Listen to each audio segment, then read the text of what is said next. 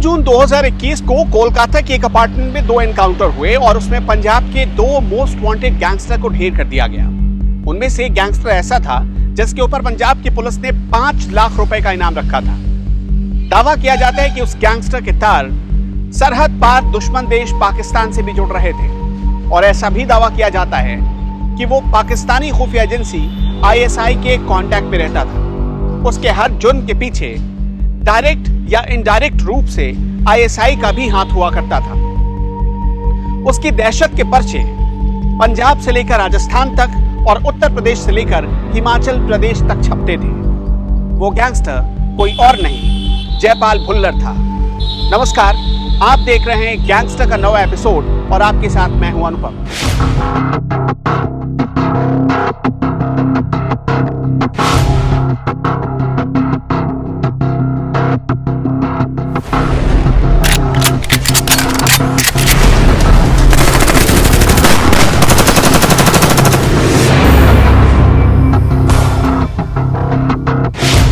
30 अप्रैल 2016 Chandigarh highway पर police की सुरक्षा के बीच एक फॉर्च्यूनर कार रफ्तार से बातें करती हुई जा रही थी। गाड़ी का नंबर था PB04U9091। Tourist spot timber trail के पास इस फॉर्च्यूनर पर ताबड़तोड़ गोलियां बरसने लगी और तब तक गोलियां बरसाई जाती रही जब तक उसमें बैठे शख्स के जिस्म से रूह अलग नहीं हो गई। पुलिस हैरान रह गई, उसे कुछ समझ में नहीं आ रहा था, लेकिन कत्ल के थोड़ी देर बाद सोशल मीडिया पर एक लंबा चौड़ा स्टेटस पोस्ट किया गया। पोस्ट लिखने वाले ने कत्ल की जिम्मेदारी ली थी और उसने हत्या के पीछे की जो वजह बताई उसने सबको हैरान कर दिया। 6 सितंबर 2012 को बठिंडा में हुआ शेरा नाम के कुख्यात अपराधी का एनकाउंटर ये उसी का बदला था। बदला लेने वाले ने अपना नाम बताया था, जयपाल भुल्लर उर्फ मंजीत सिंह। जन्म 1983, कद 5 फुट 10 इंच, काम हत्या, लूट, रंगदारी और फिरौती। 50 से ज्यादा संगीन मामले उसके खिलाफ दर्ज थे। 2 पुलिस वालों की हत्या और 25 से ज्यादा मर्डर का इल्जाम था। ये प्रोफाइल आपको समझाने के लिए काफी है कि जयपाल भुल्लर और मंजीत सिंह कितना बड़ा शातिर और खतरनाक गैंगस्टर बन चुका था। उसकी ज्यादातर पढ़ाई लिखाई दिल्ली में हुई और दावा किया जाता है किसी दौरान उसके भीतर अपराध करने की सनक सवार हुई।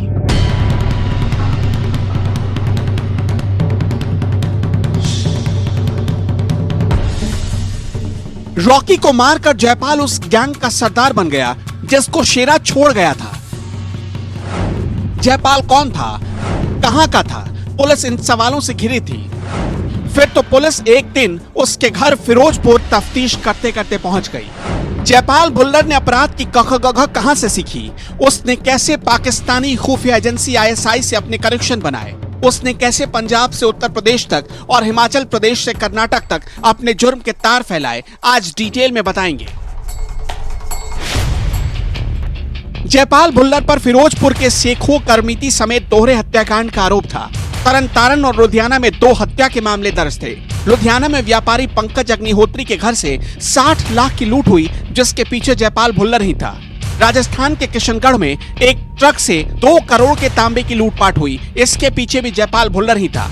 लुधियाना से चिराग अपहरण केस के पीछे भी जयपाल भुल्लर का नाम आया। लुधियाना में ही एयरटेल शोरूम में डकैती हुई और लुधियाना के जगरांव में 2 पुलिसकर्मियों की हत्या करने का आरोप भी उसी के ऊपर लगा। ये तो उसके खिलाफ दर्ज मामलों का महज ट्रेलर भर है। 15 मई को लुधियाना के जगरांव अनाज मंडी में CIA यानी क्राइम इन्वेस्टिगेशन एजेंसी के सहायक सब इंस्पेक्टर भगवान सिंह और दलविंदर जीत सिंह की हत्या हो गई। 29 मई को जयपाल की तलाश में पंजाब पुलिस की ऑर्गेनाइज्ड क्राइम कंट्रोल यूनिट जिंदा या मुर्दा उसकी तलाश में जुट गई। पुलिस के हाथ जल्द ही जयपाल के 2 साथी लग गए, बलविंदर सिंह और बब्बी और दर्शन सिंह। इन दोनों को ग्वालियर के डबरा रेलवे स्टेशन से धर दबोचा गया। पंजाब के SIT ने दोनों से गहन पूछताछ की तो पता चला जयपाल भुल्लर भागकर कोलकाता चला गया है। फिर पंजाब पुलिस की स्पेशल टीम कोलकाता के लिए भेजी गई और वहां जयपाल और उसका साथी जस्सी दोनों ढेर कर दिए गए। जयपाल पर 5 लाख रुपए और जस्सी पर 10 लाख रुपए का इनाम था। इनके पास से पुलिस को 7 लाख रुपए, 5 हथियार और 89 कारतूस मिले हैं। मतलब ये है कि जयपाल और उसके साथी जहां भी जाते थे फुल तैयारी के साथ जाते थे और कहीं भी अगर पुलिस से उनका सामना होता तो वो पुलिस पर फायरिंग करने में जरा भी नहीं कतराते थे। और आखिर पंजाब और कोलकाता पुलिस ने मिलकर जयपाल भुल्लर का खेल खल्लास कर दिया।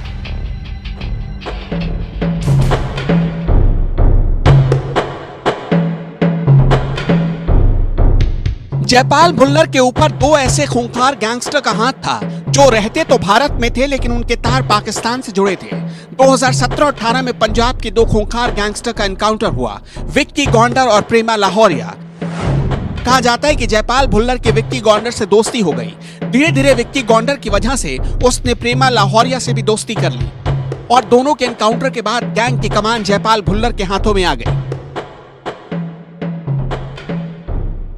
उसने सबसे पहले जेल में बंद अपने विरोधियों को साधने की कोशिश शुरू की और इसमें वो कामयाब भी हो गया। तब तक भुल्लर की दहशत अपराध की दुनिया में कायम हो चुकी थी।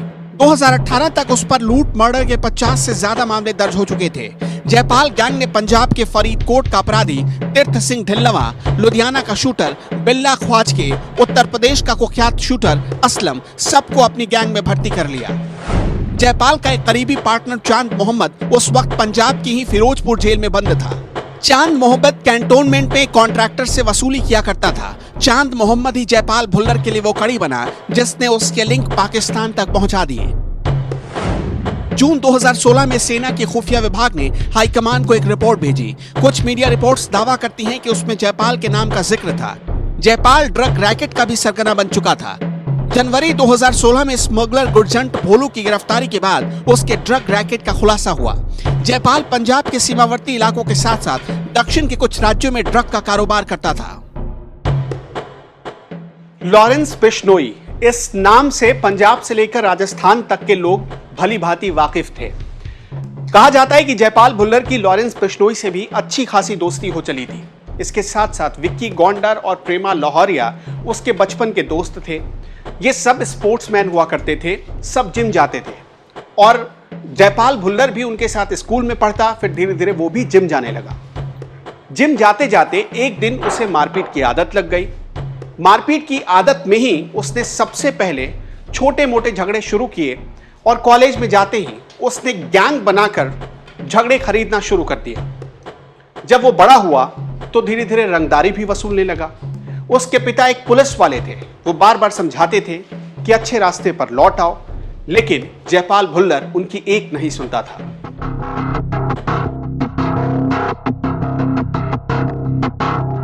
जयपाल और शेरा स्कूल के टाइम से ही दोस्त थे। दोनों एक ही जिम में जाते थे, एक ही स्कूल और बाद में एक ही कॉलेज में पढ़ने लगे। फिर दोनों के रास्ते कैसे अलग अलग हो सकते थे। जयपाल को गलत संगत जिम जाने के दौरान ही लगी। बॉडी बनाने के दौरान ही उसे अपने पावर के शो ऑफ का सुरूर चढ़ा। फिर तो पहले उसने छोटी मोटी मारपीट शुरू की और आगे चलकर देखते ही देखते बड़े बड़े झगड़े खरीदने लगा। जयपाल के पिता उपेंद्र पाल सिंह को जयपाल की आदतों की जानकारी लग चुकी थी। फिर तो वो जहां जाते थे जयपाल को अपने साथ वहीं ले जाया करते थे। जहां जहां उनका तबादला होता जयपाल हर बार उसी जगह चला जाता ताकि गलत संगत से उसे बचाया जा सके। लेकिन एक दिन पिता को प्रमोशन के लिए पुलिस ट्रेनिंग एकेडमी जाना पड़ा। ये ट्रेनिंग 6 महीने की थी। इधर पिता का कोर्स पूरा हुआ, उधर जयपाल एक गुंडा और अपराधी बन चुका था। जयपाल पर पहला मामला लुधियाना में एक प्रॉपर्टी पर कब्जे को लेकर दर्ज हुआ था। फिर तो पीछे मुड़कर देखने की बारी ही नहीं आई। जयपाल 3 साल के लिए जेल चला गया। वापस आया तो पूरी तरह अपराधी बनकर।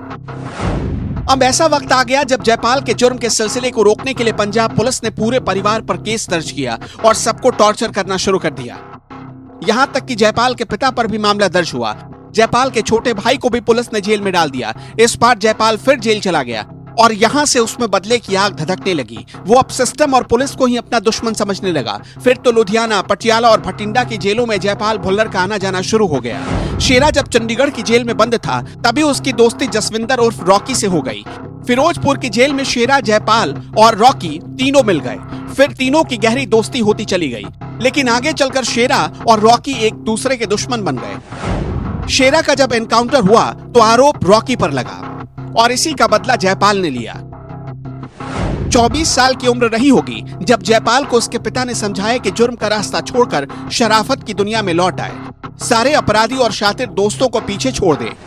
पिता उसकी जमानत कराकर उसे फिरोजपुर ले आए। कुछ दिनों तक सब कुछ ठीक चलता रहा, लेकिन जयपाल को ज्यादा दिनों तक घर में बैठना पसंद नहीं आया। वो धीरे धीरे बाहर निकलने लगा। जयपाल गैंगस्टर की फितरत जानता था। जुर्म की दुनिया से वापस लौटना आसान नहीं था। गैंगस्टर्स उसे धमकाते थे और वापस अपराध की दुनिया में लौट आने की धमकी देते थे। फिर एक दिन ऐसा है जब जयपाल ने अपने पिता को साफ साफ कह दिया कि अगर परिवार को जिंदा रहना है तो उसे वापस जुर्म की दुनिया में जाने की इजाजत देनी पड़ेगी।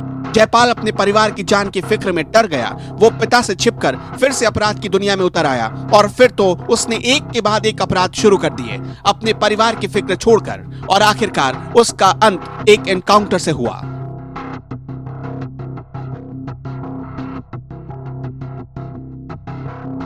तो आज के गैंगस्टर में बस इतना ही। एक नए एपिसोड में फिर किसी नए गैंगस्टर की कहानी के साथ आपसे मुलाकात होगी। तब तक के लिए नमस्कार।